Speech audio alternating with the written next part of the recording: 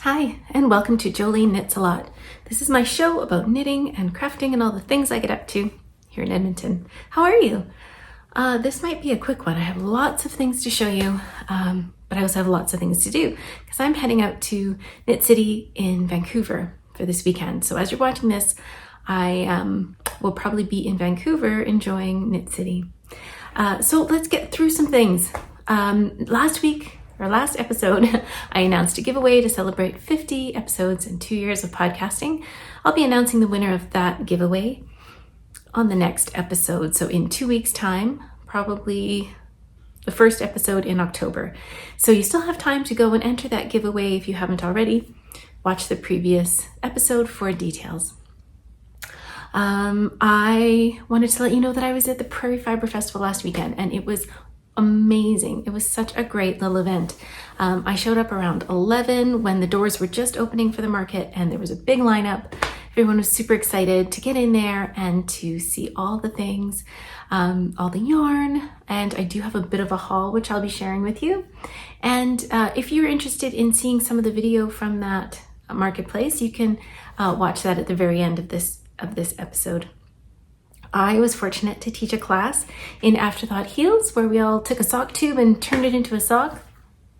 And it was so much fun. It's the first time I've taught that class, and I had a great group of students who were all eager and excited, and it was a really great time. So thank you very much to Lori and the organizers of the Prairie Fiber Festival for a great day. Why don't I get into my haul since that seems to be what's standing out in my eye. First, I should let you know that I am wearing my Alpenglow sweater. It's finished! Ta-da! It didn't take that long to finish up since the last time I saw you. I'm going to tilt this down so you can maybe see a little bit more of it. Yeah, and it turned out great. I'm really, really happy with my yarn choices. The Bichet Bouche, which is this light gray, as well as this dark gray, they're both Bichet Bouche, is a really lightweight yarn. And so this sweater overall is really light. It doesn't weigh very much at all, but it's also very warm and cozy. So I think this is going to be a great knit for this winter. The other thing I'm really happy about with this sweater is the collar. I've never done, or at least I can't remember having done like a higher collar like this. This is a 2x2 knitted collar that's folded over and then tacked down around the neckline, so it comes up a little bit higher, and I'm quite happy with how it looks.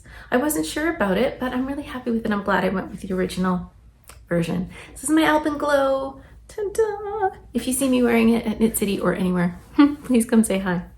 Okay, so let's get to the haul because I bought some yarn, and there were three stores or stalls that I stopped at to buy yarn. I looked at all of them, and so many vendors had really beautiful things, but I was really interested in the self-striping yarn from Wool Baron. One of the things I like about Wool Baron are her great colors, but also the fact that she offers a 50-gram skein for self-striping socks, which is perfect for me. I like to knit socks for myself, and then that only takes about 50 grams. And if I use a different color for heels, cuffs, and toes, then I have plenty to make a sock. So I bought two 50-gram skeins. This one I bought partly because of the name. It's called Hold Me Closer, Tony Danza. So that's lots of fun. And then I also got her Fall 2022 colorway. Look at all those colors. Oh, so pretty. Again, by the Wool Baron, a dyer out of Calgary. This is a 75-25 superwash merino nylon. It's a 50-gram skein, and you get about 210 meters or 231 yards. So plenty to make a pair of socks for myself. So two self-striping skeins from the Wool Baron. And then I stopped at, Polka Dot Creek. Polka Dot Creek is a dyer out of Airdrie. They have their own little shop in Airdrie, which is great if you're ever there if you're ever in the area, stop into Polka Dot Creek. They have a great shop and they have so much to offer. Tons of minis, lots of self-striping yarn, tonals, speckles, just an array of yarns, really beautifully dyed. And all of the ladies who were working at that booth, because at that booth it was all ladies, they were wearing a sweater, which was tonal, like a solid color, either sand or gray, and then striping sleeves, and they had kits. They all looked so great. So check out Polka Dot Creek if you're interested in their yarns. I certainly was. And I headed there because I wanted to pick up another color from my Stephen West Twists and Turns MCal yarn. If you remember, I had 2 skeins of this light gray called Silver Hair Don't Care. And this is dyed by Boss Lady Yarn, who I don't think is dyeing anymore. So this is a singles base. It's a very tonal gray. And then I had this really pretty purple color from Farmer's Daughter Fibers, and it's called The Secret. This is part of the Dolly Parton yarn club. So I had these 2 colors, and I wanted one more. And so when I went to Polka Dot Creek, they had just what I wanted in their sock base. Check this out. It's called Peach. In their classic sock. And just, if I hold it all up together, I think that you will be pleased as I was. It's sort of an unexpected choice. It was either this peach, or I was also looking at sort of like deep khaki green color, because I thought the green and the gray would be nice with the hints of purple, but it was definitely more subtle. And when I held this together, the ladies at the booth all went, ooh, and so then I knew it must have been it. So this is going to be my Stephen West Twists and Turns MCal, and it's going to have to get wound up pretty soon because this MCal is starting on October 6th. So I guess I have some time.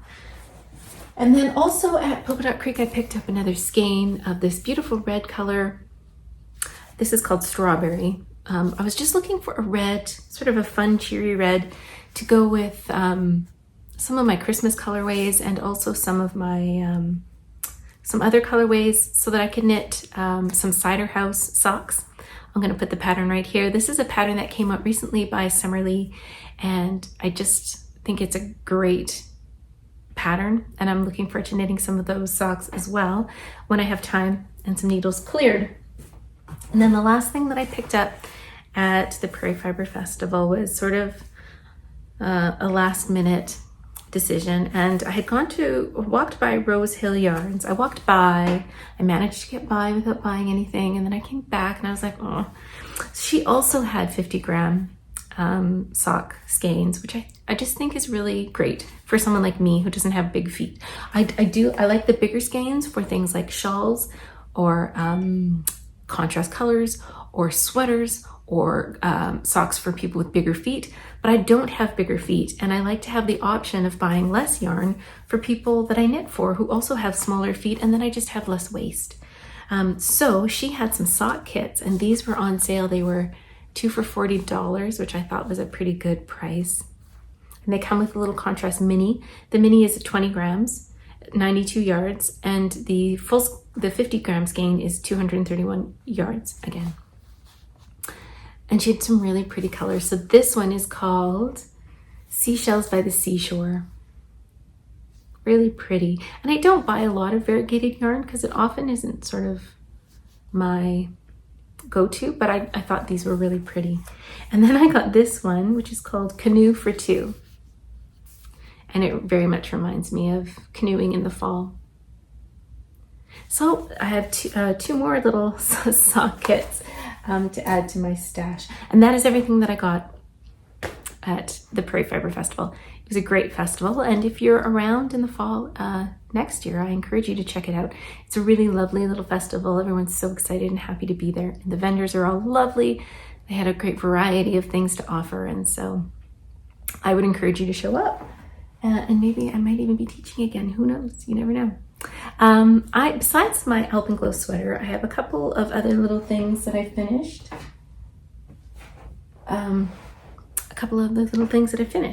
Two of them were sock tubes that I had turned into socks as sock samples for my class.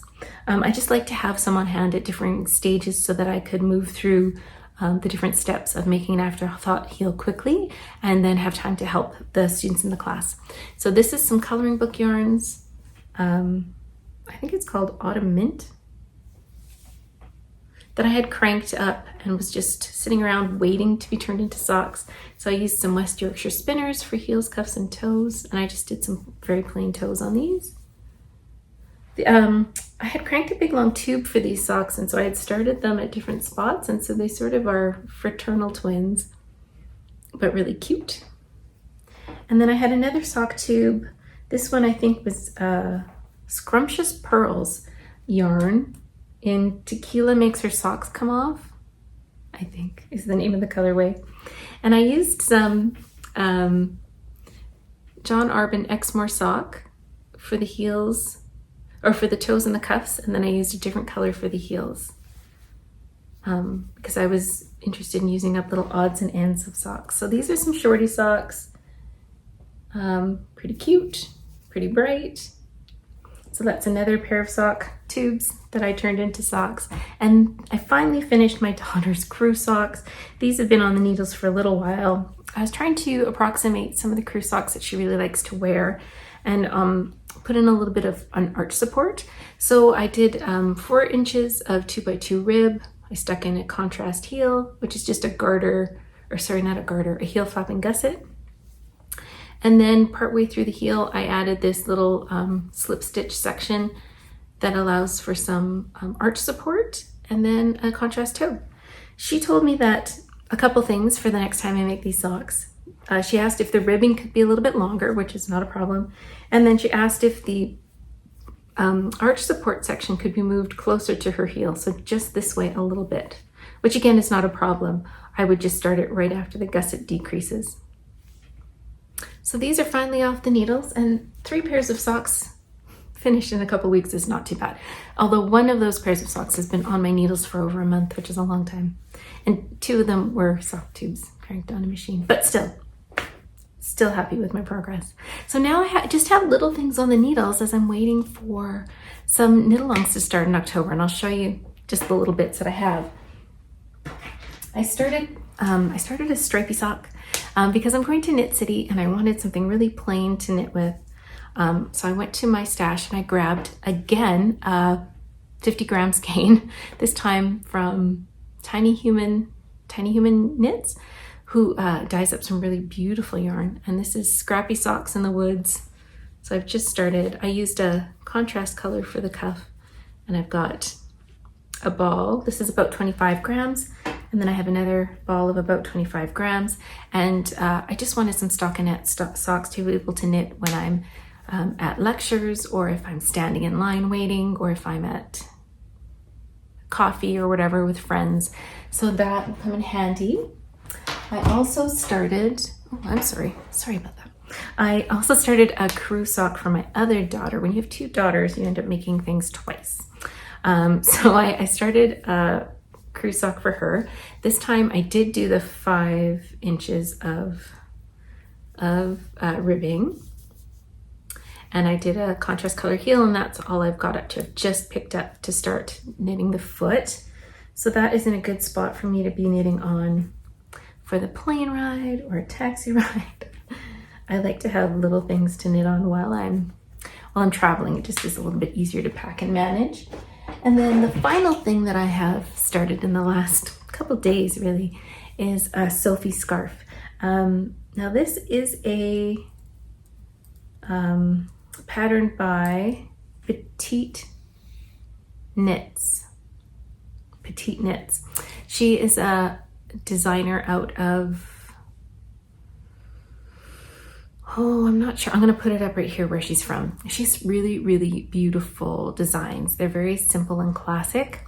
And so she came out with something called the Sophie scarf, which is really just a long kind of narrow scarf that she wears tied around her neck and just is stunning on her. So in an effort to look as cute and as effortlessly elegant as she does, I've cast on a Sophie scarf. I've just gone this far. And I'm using some pretty special yarn. I have over the years, my family has traveled to Banff and Jasper, the Rocky Mountains, which aren't far from my home in Edmonton. And I often see Kiviat yarn or Kiviak yarn, which is a really luxurious, soft, lofty, warm yarn that comes from the underbelly of musk ox. And people go and gather the yarn off of the grasses after the musk oxes have walked through. I can imagine trying to get a musk ox to lay still for you so you could pluck their down. But it collects on the grasses and the tufts and bushes, and so they just go and gather it, and then it gets spun into yarn, and it is incredibly soft and it is incredibly warm. And so this yarn that it's also has quite a high price point, as you can imagine, because it's so rare and precious.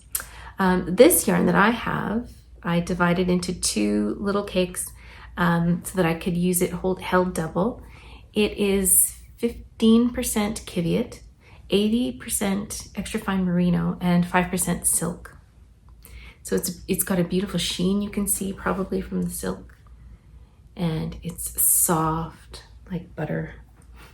And it's I think it'll be quite a warm little scarf. It's even got a bit of a halo that maybe you can see on the camera. Anyway, it's a very simple little garter stitch scarf, and it should use up all of this very precious little skein of yarn.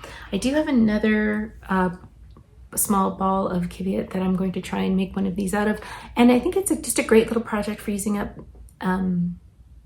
small amounts of really precious yarn. So the pattern calls for a DK, but you could certainly use something like this, which is a lace weight held double. I also have this small amount of yarn left over. I don't even know where it's from, and it is bison, silk, and merino maybe. It's a really interesting blend, but again, a very small amount of a lace weight. So I'm just going to try and knit them up into these little Sophie scarves, which may become part of my wardrobe or maybe a part of my gift basket. And that's all I have on my needles. 3 tiny little projects with big plans though. I have, if you can recall, I have my All Sorts scarf. Here's my original. The All Sorts scarf, which is just a scrappy little project using odds and ends of yarn or minis or whatever you have lying around. It is pretty, I don't know, not narrow, but not really wide scarf that's quite long that you can knit to whatever width or length you like.